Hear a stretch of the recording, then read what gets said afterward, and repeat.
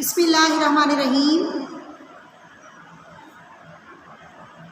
جس طرح میزبانی کے کچھ آداب ہیں، اسی طرح مہمانی کے بھی کچھ آداب ہیں۔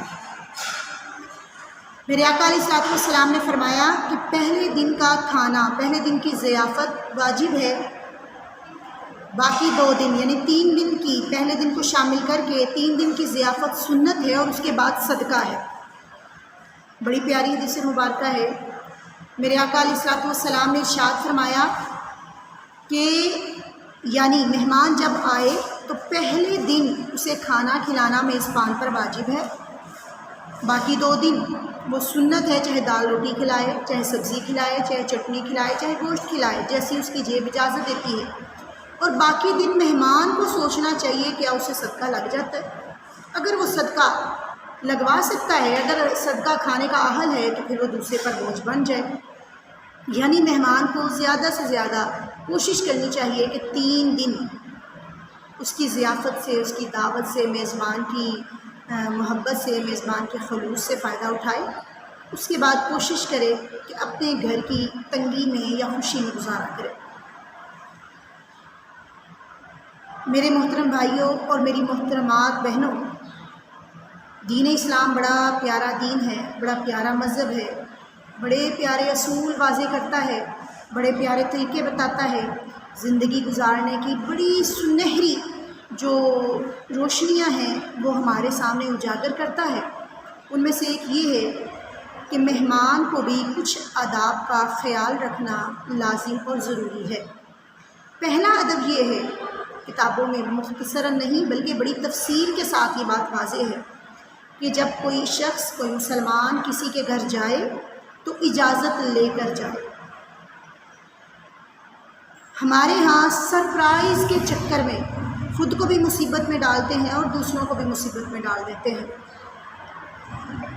حالانکہ ہمارا دین تو کہتا ہے جب جاؤ اجازت لے کر جاؤ، بتا کر جاؤ، تاکہ نہ تمہیں پریشانی ہو نہ اگلے بندے کو پریشانی ہو۔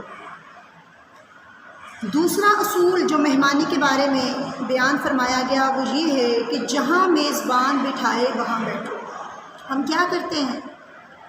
ہم دیکھنے کے چکر میں، بس گھومنے کے چکر میں، پھرنے کے چکر میں میزبان کے کونوں قدروں کی بھی تلاشی لے لیتے ہیں، اس کا ہر کمرہ جانچتے ہیں، اس کی ہر پرائیویسی کو خود باقاعدہ ٹٹولتے ہیں۔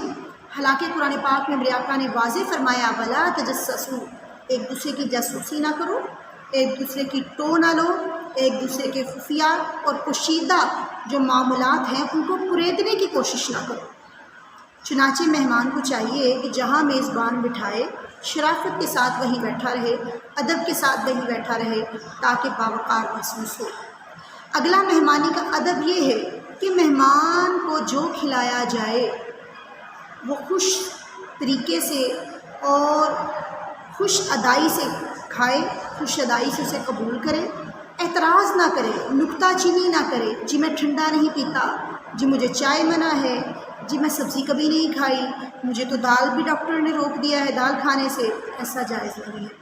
آپ کو نہیں معلوم میزبان کن حالات سے گزر رہا ہے، آپ کو نہیں معلوم میزبان اس وقت کس حالت میں زندہ ہے یا کس حالت میں گھر کا گزارا کر رہا ہے۔ اگلا اصول یہ ہے، مہمان کے لیے اگلا ادب جو دین اسلام نے بیان فرمایا ہے وہ یہ ہے کہ مہمان کو چاہیے کہ میزبان کے لیے کوئی تحفہ لے کر جائے۔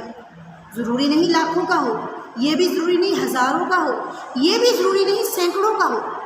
10 روپے کی، 20 روپے کی، 40-50 روپے کی ٹافیاں لے جائے، کچھ نہیں تو تھوڑے سے پھول لے جائے، کچھ نہیں تو پیاری سی مسکراہٹ لے جائے، خوش لباسی لے جائے، تاکہ میزبان کو اس سے مل کے، اس کے پاس بیٹھ کے، اس سے ملاقات کر کے خوشی محسوس ہو۔ اگلا اصول مہمانی کا یہ ہے کہ میزبان پر بوجھ نہ بنے، کسی بھی طریقے سے میزبان پر بوجھ نہ بنے۔ جی میں کرسی پہ نہیں بیٹھوں گا، مجھے چارپائی بچھا کے دو، مجھے بیڈ نہیں سوٹ کرتا، مجھے فلاں چیز سے الرجی ہے، میں فلاں چیز سے روکا ہوا ہوں، مجھے فلاں کام چاہیے، مجھے فلاں نہیں چاہیے، یہاں صفائی نہیں، وہاں لباس نہیں، یہاں بستر نہیں، وہاں کرسی نہیں، یہاں گدا نہیں، وہاں ٹھنڈا پانی نہیں، بالکل نہیں۔ ہماری شریعت نے مہمان کو نکتہ چینی کرنے سے، رکاوٹ کرنے سے اور بڑھ چڑھ کر ہر بات میں اعتراض کرنے سے سختی سے منع فرمایا ہے۔ اگلا ادب یہ ہے جو میں نے شروع میں بیان کیا کہ مہمان کو چاہیے کہ 3 دن سے زیادہ میزبان پر بوجھ نہ بنے۔ ایسا نہ ہو میزبان اپنے بچوں کو مارنا شروع کر دے، میزبان قیمتی اچھی چیزیں چھپانا شروع کر دے، یہ نہ ہو میزبان گھر میں لڑائی جھگڑے ڈال لے، یہ نہ ہو آپ کی وجہ سے اگلا بندہ پریشانی مشکل کا شکار ہو جائے۔ ضروری نہیں مالی تنگی، ہو سکتا ہے میزبان نے کہیں جانا ہو، میزبان نے کسی کو وقت دیا ہو سکتا ہے میزبان نے کوئی ضروری کام کرنا ہو سکتا ہے میزبان کے کچھ پرائیویسی والے معاملات ہوں جو وہ آپ کے سامنے نہ اشکار کرنا چاہتا ہو، اس لیے کوشش کریں کہ آپ اس پر زیادہ بوجھ نہ بنیں۔ اگلا ادب جو مہمانی کا ہے وہ یہ ہے کہ جب آپ اس کے گھر سے رخصت ہوں، توجہ کیجیے گا، بڑی پیاری بات، جب آپ اس کے گھر سے رخصت ہوں تو اس کے لیے دعا کر کے جائیں۔ یہ نہیں ہمیں یہ اچھا نہیں لگا، ہمیں وہ اچھا نہیں لگا، آپ کے گھر میں ایسا کیوں ہے، آپ نے ایسا کیوں کیا، یہ کیوں نہیں کیا، فلاں ایسے ہیں فلاں ویسے ہیں۔ نہیں، جب اٹھو تو دعا کر کے اٹھو۔ اگر اس نے آپ کو ٹھنڈا پانی پلایا ہے تو یہ بھی اس کی محبت ہے، اگر اس نے آپ کو تھوڑی سی کاوش کر کے کچھ اچھا دینے کی کوشش کی ہے تو یہ اس کا خلوص ہے، اس کی محبت ہے، آپ اس کی قدر کریں، اور قدر کرنے کا بہترین طریقہ یہ ہے تو اس کے لیے دعا کریں۔ اگلا ادب جو فقہ کی کتابوں میں واضح لکھا ہے وہ یہ ہے کہ کوئی بندہ میزبان کے ہمسائے کے گھر سے کوئی چیز نہ منگوائے، خصوصاً سال۔ کیوں؟ اس طرح میزبان کو شرمسار کر رہے ہیں، میزبان کو بے عزت کر رہے ہیں کہ بھائی ہمیں تمہارے گھر کی یہ چیز پسند نہیں آئی، ہم مہمان تمہارے ہمسائے کے گھر سے مانگنے جا رہے ہیں۔ ایسا کرنا قطعاً جائز نہیں۔ اسی طرح اگلا ادب یہ ہے کہ جب میزبان کے گھر سے واپس آ جاؤ تو اس کے گھر کی برائی نہ کرو، اس کے گھر کا کوئی راز دوسروں کے سامنے نہ بتاؤ، اس کے گھر کی کوئی بات لوگوں میں پھیلاتے نہ پھرو۔ کیوں؟